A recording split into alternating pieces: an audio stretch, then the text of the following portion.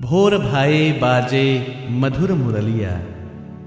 In the early hours of the morning, in the fragrant flowery forest of Vrindavan, amidst the chirping of birds and the gentle caresses of the soothing wind, the intoxicating tune of the Bansuri of Sri Krishna resounds again and again to the delight of every heart.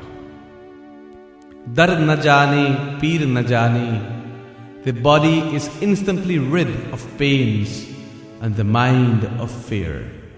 Meera too experiences this inexpressible bliss as these magical notes reach her ears, and to her Krishna, to her Kanha, she sings.